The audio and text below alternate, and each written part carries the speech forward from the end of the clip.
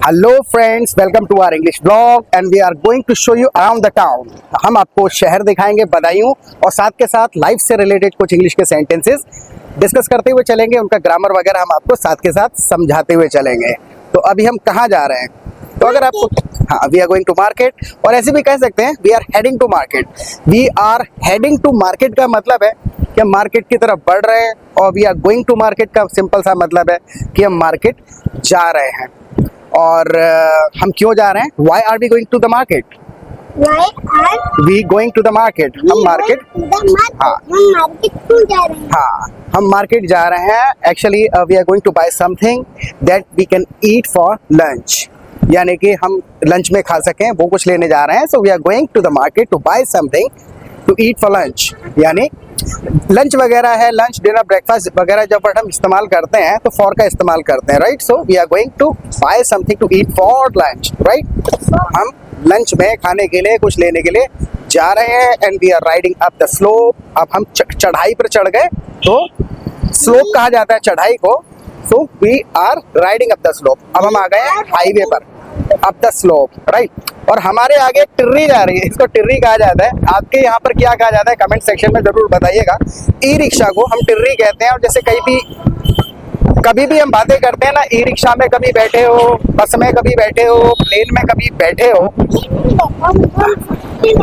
हाँ, तो अगर आपको किसी से पूछना पड़ जाए कि भाई क्या आप कभी ई रिक्शा में बैठे हो, तो आप सिंपल पूछ सकते हैं, have you ever ridden an e rickshaw? Ride भी किया जाता है, तो have you ever ridden an e rickshaw? भले आपने खुद आगे बैठ के नहीं चलाया हो, तो ये कह देना काफी ज्यादा कॉमन है। और ज्यादा नेचुरली अगर आप पूछें किसी को कि आपने कभी टिर्री वगैरह में बैठा है, तो आप कह सकते हैं have you ever been in an e rickshaw? Have you ever been in an e rickshaw? पता है यहाँ पर क्यों कह रहे हैं? क्योंकि वो एक छोटी सी चीज है, कार है, ई रिक्शा है, ऑटो रिक्शा है, इनके लिए यूज कर लेते हैं इन प्रीपोजिशन। और अगर हम किसी बड़ी चीज की बात कर रहे होते हैं, जैसे प्लेन है, बस है, शिप है, तो हम कह देते हैं have you ever been on a ship, on a plane, on a bus, on a train, right? या फिर अगर ट्रेन के विषय में बात कर रहे होते तो हम सिंपल कह देते have you ever travelled by a train. वो बड़ी यात्राओं के लिए इस्तेमाल होता है। तो बताने का यहाँ पर तात्पर्य क्या है, डिपेंड करेगा कि बात किस चीज की हो रही है, उसके हिसाब से प्रीपोजिशन, वर्ड और ग्रामर यूज होगा। अगर हम बिना चीज को देखे केवल हिंदी के वर्ड्स बोल डालेंगे तो हमारा मैसेज नहीं जाएगा। और ये बस हमें ओवरटेक करके गई है। सो दिस बस ओवरटुक अस, दिस बस ओवरटुक अस, यानी कि हमें ओवरटेक करके चली गई। और अगर बिल्कुल बगल से बताएं तो कहा जा सकता है this bus went past us, went past us. और अभी हम पहुंचने वाले हैं, we are about to reach Lalpul. Lalpul पे हम पहुंचने वाले हैं। और लालपुल पता है क्या है? लालपुल एक तिराहा है, तिराहा। ऑलमोस्ट, जैसे हम कहीं पहुंच ही गए, so we are almost there, we are almost there, यानी लगभग हम वहां पे पहुंच ही गए। और लालपुल पता है क्या है? लालपुल एक तिराहा है। और लालपुल एक तिराहा है, और तिराहे को हम इंग्लिश में कहते हैं three way intersection. Three way intersection आप कह सकते हैं। और अगर चौराहा हो जहाँ पे चार रोड मिल रहे हैं, तो उसको आप क्रॉस रोड भी कह सकते हैं, या नॉर्मल इंटरसेक्शन कह के छोड़ दिया जाता है। लेकिन यहाँ पर हम स्पेसिफिकली बताना चाहते हैं कि हम तिराहे पर हैं। So we are at a three way intersection. हो तिराहे पर है, so we are at a three way intersection. और अगर ये कहें बहुत ज्यादा भीड़ है रोड पे आज, so the road is very crowded today, crowded, बहुत ज्यादा भीड़ है। और अब हम कहाँ जा रहे हैं? अब हम जाते हैं, अब हम पहुंचने वाले हैं। We're gonna stop by a shop there. अभी हम आगे एक दुकान पे रुकेंगे थोड़ी देर के लिए। अब जैसे एक दुकान है यहाँ पर, राइट? एक छोटी सी दुकान पे हम अक्सर कहीं भी जाते हैं तो वहाँ रुकते हैं कुछ ना कुछ लेने के लिए। तो थोड़ी देर के लिए जब आप कहीं पे रुकते हैं ना, तो we stop by that shop on our way anywhere, यानी कहीं भी जाते हैं तो थोड़ी देर के लिए जब आप रुकते हैं तो बाय का इस्तेमाल कर लेते हैं। So we are going to stop by the shop, उस दुकान पर थोड़ी देर के लिए रुकेंगे। आप एट कहना चाहें कह सकते हैं we are going to stop at that shop, लेकिन बाय ज्यादा मैसेज को क्लियरली पहुंचा रहा है कि थोड़ी देर के लिए हॉल्ट लेंगे बस एक। सो अब ये कहीं आ गए हम दुकान पे। So we have arrived at, actually हमारे यहाँ पर लाइट गई हुई है। So the power is out at our place and so is the water, यानी जैसे मैंने यहाँ पे कहा the power is out at our place and so is the water, यानी कि पानी भी गया हुआ है। तो आप जोर देने के लिए सो इज द वाटर इस तरीके से कह सकते हैं, या फिर अगर थोड़ा बेसिक ग्रामर के हिसाब से कहें तो आप कह सकते हैं the water is out too, T double O वाला टू लगा के आपने जोर दे दिया। So we are going to enter the market now, अब हम मार्केट में एंटर करने जा रहे हैं, राइट। जैसे यहाँ पर दोबारा से एक बार जोर दें, क्योंकि एक बहुत छोटा सा शहर है तो मार्केट भी छोटा सा ही है। Since it's a very small town so is the market, तो so is the market, so is you, so am I, इस तरीके से जोर दे दिया जाता है कि बिल्कुल वैसा ही जो अभी मैंने मेंशन किया है।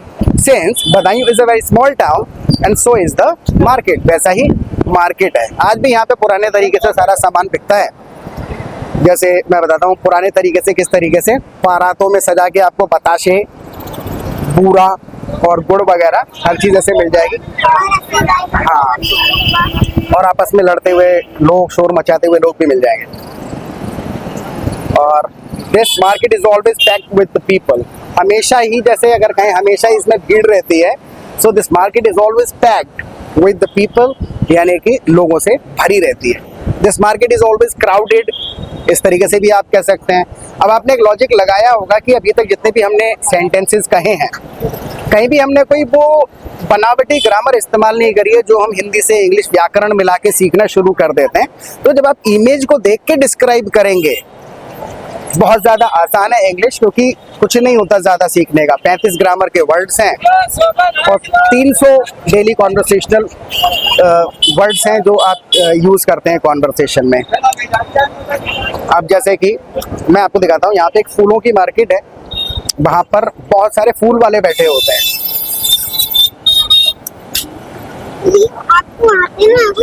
अब देखो, एक मैं आपको एक्शन करके दिखाऊंगा। कई बार हम चलते चलते ना समय नहीं होता तो नमस्ते का इशारा कर देते हैं। राशिद भाई, राशिद भाई जी, बहुत बढ़िया। अब पता है मैंने क्या करा, आई जेस्चर्ड ए सलाम टू हिम, आई जेस्चर्ड ए नमस्ते टू हिम, यानी कि जेस्चर कर देना। और ए यहाँ पे हम वर्ड इस्तेमाल कर रहे हैं। सो आई जेस्चर्ड ए नमस्ते टू हिम, यानी मैंने उनकी तरफ एक इशारा कर दिया नमस्ते का, राइट। और जैसे अगर यहाँ पे कहें कि यहाँ पे मिल रहे हैं 100 रुपए के 2 किलो सेब, 100 रुपए के 2 किलो सेब मिल रहे हैं, तो आप कह दीजिए they are selling 2 kg apples for 100 rupees. They are selling 2 kg apples for 100 rupees. हाँ, और उसके बाद फिर हम आपको यहाँ पे एक मेला लग रहा है, मेला भी दिखाएंगे, राइट। तो देखो, ये रही फूलों की दुकानें, आज तो एक ही है। और जैसे अगर हम ये कहें कि ये फूल पता है किस तरीके से देते हैं, अगर मैं इससे पूछूं कि भैया फूल किस हिसाब से बेच रहे हो, तो मैं सिंपल कह दूंगा how are you selling flowers. और अगर ये कहें ये अंदाजे से बेच रहे हैं, क्योंकि ये तोल के तो देते नहीं है फ्लावर्स, राइट, ये मुट्ठी भर के दे देते हैं, तो they are selling the flowers by estimate. By estimate यानी एस्टिमेट से दे रहे हैं, अंदाजे से दे रहे हैं। So they are selling the flowers by the estimate. और अगर ये कहें 10 रुपए के एक मुट्ठी भर के, एक हाथ भर के 10 रुपए के फूल दे देते हैं, right. So they are selling 1 handful of flowers for 10 rupees. 1 handful का मतलब हो जाता है एक मुट्ठी भर के। So they are selling 1 handful of flowers for 10 rupees. तो इस प्रकार के सेंटेंसेस हैं ये जो बार बार फॉर 10 रुपीज, फॉर लंच, जब आप बार बार रिपीट करेंगे हमारे साथ में 5-6 वीडियो देखेंगे, आप कहेंगे अरे यार वर्ड्स तो वही सारे यूज हो रहे हैं, लेकिन सिचुएशन में अप्रोप्रिएट वर्ड यूज करना बहुत जरूरी है। अब ये कहना है गर्मी बहुत ज्यादा है, so it's scorching, it is scorching, it's very hot भी कह सकते हैं, इट इज स्कॉर्चिंग भी कह सकते हैं, वी आर स्वेटिंग कह सकते हैं, बहुत पसीना आ रहा है। और ये कहें हम पसीने में भीग गए हैं, हम पसीने में भीग गए हैं, तो we are drenched, in sweat. Drench का मतलब है जिस प्रकार से अभी हम भीगे हुए हैं, we are drenched in sweat, पसीने में भीगे हुए हैं। और अब हम कहाँ जा रहे हैं? We are heading towards the fair, जहाँ पे मेला लगा हुआ है, हम मेले की तरफ बढ़ रहे हैं। सो एक्चुअल में गोइंग टू बिल्कुल सही है, कहा जा सकता है, लेकिन गोइंग टू वहां पर कहते हैं कि जब हम एक डेस्टिनेशन की तरफ इशारा कर रहे हैं, वहां जा रहे हैं। लेकिन अभी हम यहाँ पे घूम घाम रहे हैं, तो we are heading towards the fair, we are heading to the fair, यानी मेला की तरफ बढ़ रहे हैं, ना कि जा रहे हैं। तो हमने अभी यहाँ पे अपने चलने की मूवमेंट को भी साथ के साथ मेंशन कर दिया है। और अब ये कहें, हाँ बस पहुंच ही गए, तो वी आर ऑलमोस्ट देयर। हाँ पहुंच ही गए, so we are almost there, लगभग पहुंच गए हम मेले में। अगर ये कहें मेला अभी पूरा नहीं लगा है, पूरा नहीं लगा है, so the fair has not been completely set up.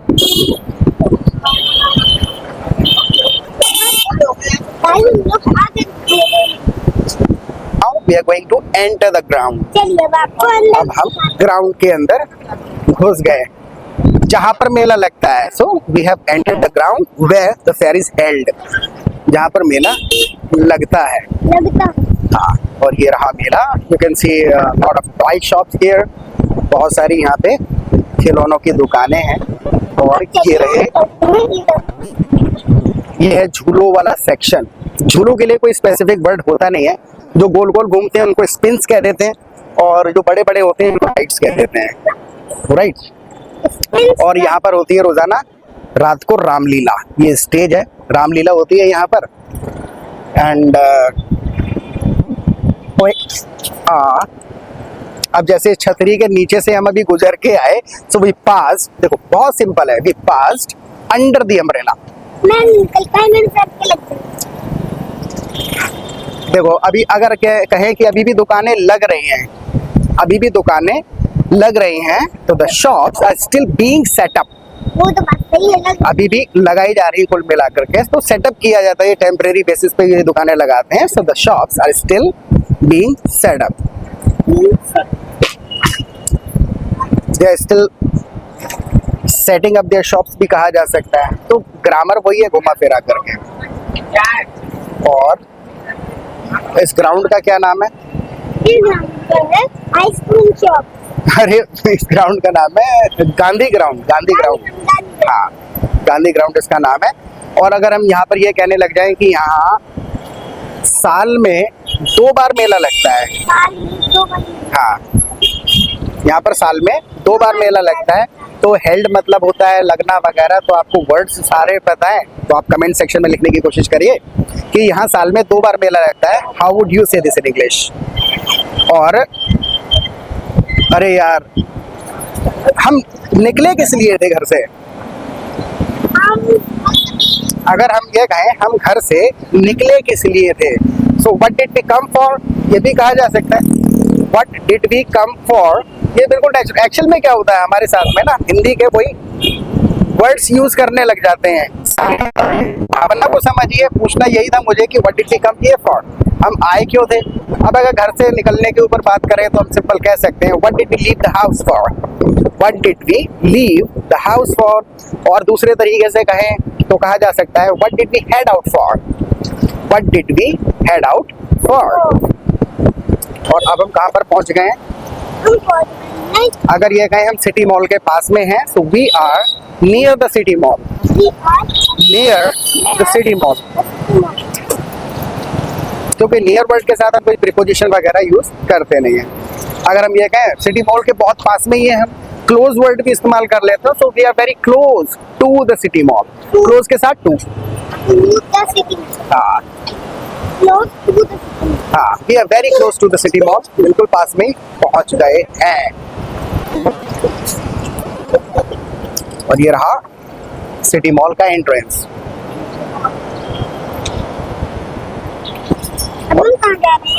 अब हम अंदर तो नहीं जा रहे हैं क्योंकि हम बहुत ज्यादा जल्दी में हैं, तो we are in a hurry, we are in a hurry. A लगाना जरूरी है, तो कुछ कुछ चीजें हैं जो आपको याद कर लेनी होगी। We are in a hurry. हाँ, तो अब हमने गोलगप्पे खा लिए हैं, so we have eaten golgappe now. और अब हम बढ़ेंगे किस तरफ? इस तरफ से Where should we go? अरे किस तरफ जाएं बता? इस तरफ से बता। है? सिटी मॉल के अंदर है? सिटी मॉल के अंदर Not right now. No We'll come in the evening. शाम को आएंगे, राइट। और जैसे हम इनको स्पीड ब्रेकर वगैरह कहते हैं, ये जो बार बार आएंगे, बहुत सारे आएंगे, तो इनको स्पीड बम्प भी कह देते हैं। बम हाँ। तो फिर वहाँ से कहाँ? गांधी ग्राउंड अब जैसे इसने कहा ना कि तो फिर वहां चलें गांधी ग्राउंड, तो कहा जा सकता है what about Gandhi ground? What about Gandhi ground? और थोड़ा क्लियरली, क्लियरली क्या, क्लियर तो सारे ही होते हैं, दूसरे तरीके से भी कह सकते हैं what about, how about if we go to Gandhi ground, right. तो व्हाट अबाउट और हाउ अबाउट में कोई ज्यादा फर्क नहीं है, बहुत स्पेसिफिकली कोई बड़ा फर्क नहीं है। You can say either of them, कुछ भी कहा जा सकता है। So how about if we go to Gandhi ground, कैसा रहेगा गांधी ग्राउंड चलें? तो भावना के साथ सुनेंगे तो अच्छे से समझ में आएगा, राइट। अभी जैसे कहें, बिल्कुल अभी हम गोपी चौक से आए, चौराहा है बहुत ज्यादा फेमस गोपी चौक, कि कहा जा सकता है वी जस्ट पास गोपी चौक। तो पास वो हाँ, वी जस्ट पास्ड गोपी चौक।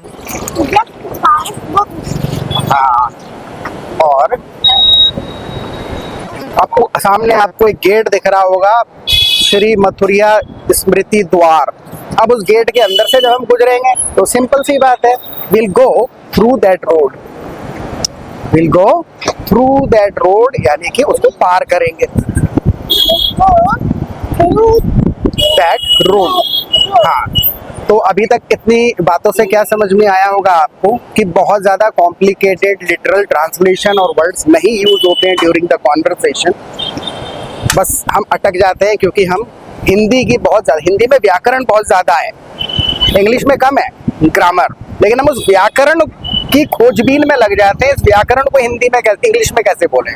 तो बस वही नहीं करना है, चीज़ों को देखो और डिस्क्राइब करो, राइट। अगर यहाँ पे ये कहना पड़ जाए आपको कि ये वही रोड है जिससे हम गए थे, ये वही रोड है जिससे हम गए थे, so this is the same road we went from, this is the same road we just went from कहा जा सकता है, या फिर कह सकते हैं this is the same road we just went by. By का मतलब भी है होकर के गुजरे यहाँ से, और फ्रॉम का मतलब भी वही है कि इस रोड से गए थे, दोनों यहाँ पे यूज किए जा सकते हैं। तो ये सेशन आपको कैसा लगा, इसके बारे में आप हमें फीडबैक दीजिएगा। चैनल को सब्सक्राइब नहीं किया है तो please subscribe to my channel और लाइक बटन दबाइएगा। और कोई भी क्वेश्चन हो आपके तो आप कमेंट सेक्शन में पूछ सकते हैं, उन चीज़ों को हम अपने अगले ब्लॉग में ऐड कर लेंगे। Bye bye.